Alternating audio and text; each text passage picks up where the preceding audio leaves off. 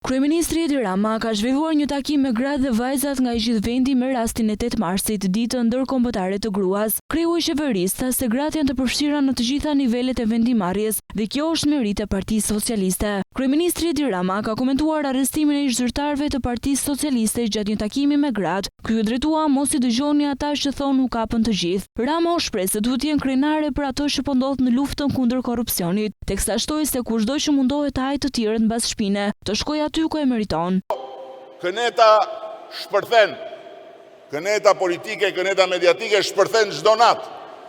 Sa herë që lufta kundër korrupsionit drejtohet ndaj dikujt që është i lidhur me pushtetin politik të Partisë Socialiste. Por ama duhet vetëm shumë pak distancë, duhet vetëm shumë pak qetësi, duhet vetëm shumë pak arsyetim për të kuptuar se gjithë kjo që po ndodh është vepër e Partisë Socialiste. Nuk ka ndodhur ndonjëherë më përpara. Që nga 1912 që cili do qoftë i lidhur me pushtetin politik të shkojë përpara një prokurori të pavarur dhe përpara një gjykatësi të pavarur, të hetohet dhe deri dhe dënohet. Pse po ndodh sot kjo? Sepse Partia Socialiste, ne të gjithë bashku, me vendosmëri bëm një reformë në drejtësi që nuk e ka bërë ende asnjë vend në rajonin tonë. Kryeministri Edi Rama në takimin me gratë dhe vajzat komentoi edhe thirrjen qesharakit të Berishës që fëmijët mos të shkojnë në shkollë, por të mbrojnë mbylljen e TikTok. Kreu i qeverisë e cilësoi si një lajthitje, ndërsa shtoi se kërkesa e kreut të Partisë Demokratike tregon se sa rreziqe mund të sjellë një mendje ikur, siç e cilësoi ai. Po ashtu Berisha ka thirrur protestë për mbrojtjen e TikTokut më 15 mars, ditën kur shënohen 17 vite nga masakra e Gërdecit. Në ditën e mësuesit, në ditën e mësuesave, jehoi një thirrje për të gjithë fëmijët e Shqipërisë për mos shkuar në shkollë. Të gjithë fëmijët u ftuan nga Kujtim Gjuzi që të mos shkojnë në shkollë.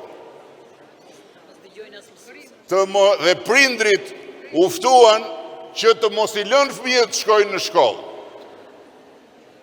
Ditën e hënë. Dhe të shfaqin të gjithë madhështinë e marrëzisë për të protestuar pse do mbyllet TikToku. Çfarë duhet të kenë parasysh në 11 maj? Sepse në 11 maj kush voton duhet të ketë parasysh që ka në dorë të bëjë dy gjëra. Ose të jap mbështetje Shqipërisë për të vazhduar pa humbur asnjë ditë negociatat për anëtarësim me Bashkimin Evropian, ose votën ta përdorin për ta hedhur në knet. Gjatë fjalës së tij nuk kanë munguar as ironit për koalicionin e Berishës me partitë opozitare të quajtura Shqipëria Madhështore. Ai u shpreh se gjoja më madhështore janë mustaqet e Kujtim Gjuzit.